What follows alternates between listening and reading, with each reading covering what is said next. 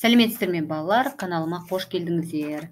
Бүгінгі жаңа тақырыбымызды бастамас бұрын каналға тіркеліп, қоңыраушаны басуды ұмытпаңыздар. Біз бүгін 8-ші сынып оқулығын бастаймыз. Бірінші тақырыбымыз бұл бірінші бөлім жасушалық биология, параграф 1, прокариот және эукариот жасушаларының құрылысын білетін боламыз. Сіздер 5-6 сыныптан жаратылыстану пәнінен эукариот, прокариоттар туралы, өсімдіктер, жануарлар дүниесі туралы таныс болғансыздар. Енді біз бүгін тағы да осы прокариоттар дүниесі, эукариот жасушалардың қандай органоидтардан тұратынын, бактериялардың құрылысы неден тұрады туралы және де өсімдік, жануар органоидтары туралы ақпарат аласыздар. Мұқият тыңдап отырыңыздар, керекті ақпараттарды дәптерлеріңізге түртіп алыңыздар. Ең бірінші біз прокариот және эукариот жасушаларының құрылысына тоқталмас бұрын жасуша терминіне анықтама бере кетуіміз керек. Жасуша дегеніміз не? Ол тіршіліктің негізгі құрылымдық және қызметтік бірлігі. Сіздерде тестта ұбт-да үнемі дәл осылай келеді. Сондықтан анықтамасын жаттап аласыздар. Кез келген тірі жасушаларға қандай қасиет тән? Ол өсімдік жасушасы болсын, жануар жасушасының тірі ағзасына олардың барлығы көбейеді, өседі, зат алмасады, тұқым қуалайды және өзгергіштік қасиет пен қартаю қасиеттері тән болып келеді. Бұл барлық ағзаға тән. Одан басқа жаңағы біз прокариоттар, эукариоттар деп атырмыз. Прокариоттар дегеніміз не? Оларда ядросы қалыптаспаған, плазмалық сырты, яғни плазмалық мембранамен жабылған, сыртында жасуша қабырғасы бар, көбінесе шырышты болады және ұсақ рибосомалар мен мембрана қатпарлары хлорофилмен немесе энергия алуға қатысатын маңызды заттары болуы мүмкін. Бір сөзбен айтқанда, прокариоттар дегенімізде сіздер айтасыздар, яғни олардың ядросы жоқ, олардың ДНК-сы бір сақиналы деп айта кетесіздер. Енді мына жердегі слайдта сіздер осы бактерия жасушасының, өсімдік жасушасының және жануар жасушасы қандай органоидтардан тұрады. Осымен танысамыз, суретті дәптерлеріңізге салып, белгілеп бояп алыңыздар. Ең бірінші суретте бізде бактерия жасушасы белгіленген. Қарап отырсаңыздар, бактерия ол прокариоттарға жатады, себебі оларда ядросы болмайды. Тыңдап аламыз, есімізге сақтап аламыз. Оларда тек қана қабықшасы болады және цитоплазмасы болады. Егер бактерия туралы ақпарат білгілеріңіз келсе, менің каналымда төменгі жақта видео бар, содан тағы да қарап алуларыңызға болады, бактерия туралы қосымша ақпарат білем десеңіздер. Енді одан басқа бұларда рибосома бар, цитоплазмасы бар, және де шырышты капсуласы, немесе жасуша қабырғалары дейміз, және ДНК сақинасы, мен біреу ғана болады дедім, осындай құрылымдар кездеседі екен. Екінші бізде өсімдік жасушасы. Қараймыз, бірінші номерде көрсетілген, ол жасуша қабырғасы болады, сырты қаптаған, мембранасы болады, вакуолі болады, ядросы болады, хлоропласты болады, митохондриясы болады, бұдыр эндоплазмалық тордағы рибосомалар болады. Енді қараңыздар, өсімдік жасушасы, бұлар сіздер білесіздер, эукариоттарға жатады. Эу деген ол нағыз ядросы бар. Өйткені ядро көрсетіліп тұр, мына жерде жаңа ғана айта кеттім сіздерге. Сондықтан бұларда тек қана кездеседі, мысалы, мына жерде суретте көрсетілген 5 хлоропласт, яғни пластиктер. Басқа организмдерде жоқ, тек қана өсімдіктерде. Ол туралы тағы да ақпарат бере кетеміз. Үшіншісі, бұл жануар жасушасының құрылысы. Суретке қараймыз, өсімдік жасушасымен кішкене ұқсас, бірақ өзінен тән айырмашылықтары бар. Оларда да жасушасы мембранасы болады, ядросы бар, екінші санмен көрсетілген, лизосома бар, органоиды, митохондрия органоиды бар, Гольджи жиынтығы, бұдыр эндоплазмалық тор және рибосомалар кездеседі. Бұл органоидтар туралы қазір алдыңғы слайдтарда сіздерге түсіндіретін боламын. Енді қараңыздар, осы өсімдік жасушасында саңырауқұлақ жасушасы, жануар жасушаларының барлығы 3 бөліктен тұрады. Яғни олардың жасушасы, бір сөзбен айтқанда. Олардың барлығында қабықша болады, сыртын қаптап тұратын, цитоплазмасы болады. Ол яғни қоймалжың сұйықтығы, желім тәрізді бүкіл органоидтар орналасатын және ядросы болады. Өйткені бұлардың үшеуі де эукариоттар, ал бактерия ол прокариот. Эукариот дегеніміз не? Қайталаймын, құрамында ядросы бар организмдер. Олар, яғни бірнеше органоидтардан тұрады. Қазір біз осы органоидтарға сипаттама береміз. Енді ядро дегеніміз не? Ядро дегеніміз сыртын 2 мембрана арқылы бөлінген органоид. ұбт-да былай келеді, 2 мембраналы органоид деп келеді. Естеріңізге сақтап алыңыздар.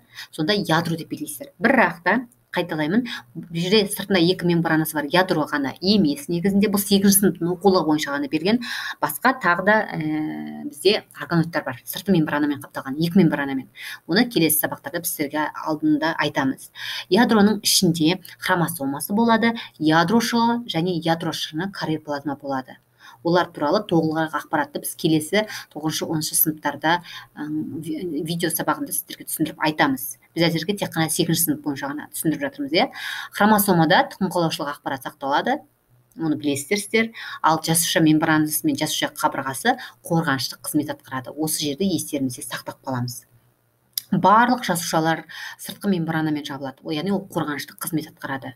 Одан басқа өсімдіктердің сырт қабаты ол целлюлозадан тұрады, саңырауқұлақтардікі ол хитиннан тұрады, және жануарларда да хитиннан тұрады. Кейбір бактериялардың қорғаныштық қызметі ол муриннен тұрады. Осы үшеуін жаттап аламыз, өйткені тестта осыған байланысты сұрақ өте көптеп кездеседі. Келесі бізде митохондрия. Митохондрия органоиды бұл жаңағы жасушаның энергетикалық станциясы деп атаймыз. Кешіріңіздер балалар, мен жерде кішкене шатасып кетіппін.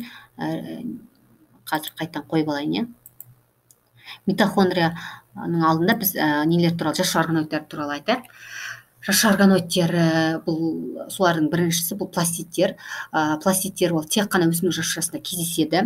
Олардың 3 түрі болады: хлоропласттар, хромопласттар және лейкопласттар. Бұлармен де сіздер 5-6 сыныптан таныстар. Хлоропласт дегеніміз олардың құрамында жасыл пигменті болады, ол өсімдіктерге жасыл түс береді, яғни фотосинтез процесте осы жасыл жапырақта жүреді. Осы фотосинтез үдерісі хлоропласттың ішкі мембранасында, қатпарлы граналарда жүреді. Осы жерді естеріңізде сақтап қалыңыздар. Фотосинтез үдерісі хлоропласттың ішкі мембранасында, ішкі сыртқы дегені болады, сондықтан ішкі мембранасы және граналарда жүреді. Ал хромопласттар олар қызыл-сары немесе қызыл-сары пигменттер болады. Бұлардың басты қызметі зиян заттарды және қоректік заттарды жинайды. Мысалы, гүлдердің күлтелерінде ашық түс беріп, жәндіктерді еліктіреді.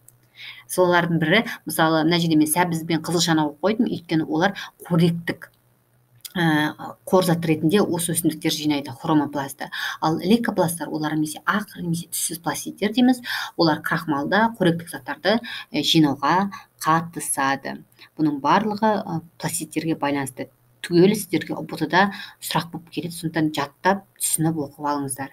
Келесі бұл митохондрия. Митохондрия бұл жасушаның энергетикалық станциясы деп атаймыз. Ол барлық эукариоттарда бар. Мән береміз осы жерде. Органикалық заттардан бөлінген энергия АТФ түрінде қорға жиналады. Үдеріс кристалдарда ішкі мембрана өсінділерінде жүреді.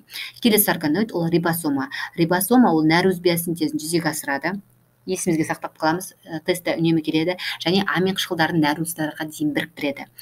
Олар барлық тірі жасушаларда бар, яғни эукариоттарда, тірі жасуша дегеніміз, және прокариоттарда да болады. Осы жерді есімізге сақтаймыз. Прокариоттарда да, эукариоттарда. Жаңа алдыңғы видеода бактерия жасушасының суретін қарасаңыздар, естеріңізге түседі, сондықтан екеуінен де тән болып келеді. Келесі органоид бізде ЭПТ немесе эндоплазмалық тор деп атаймыз. Бұл цитоплазманың ішіндегі мембрана түскішелері болады. Оның екі түрі болады: тегіс эндоплазмалық тор немесе бұдыр эндоплазмалық тор. ЭПТ деп қысқартып айта берейік. Енді осы қызылмен белгіленген сөйлемдер бізде тесттен үнемі келеді. Естеріңізде сақтап алыңыздар. Тегіс ЭПТ-ның басты қызметі майлар мен көмірсу синтезін реттейді, немесе синтезіне қатысады тек. Дәл осылай келеді. Майлар мен көмірсу синтезін реттейтін қай органоид немесе қай ЭПТ-ның қай түрі деген сияқты.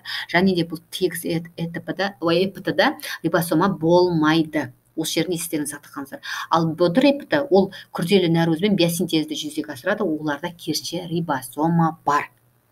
Одан кейінгі органоид бұл нағыз вакуоль.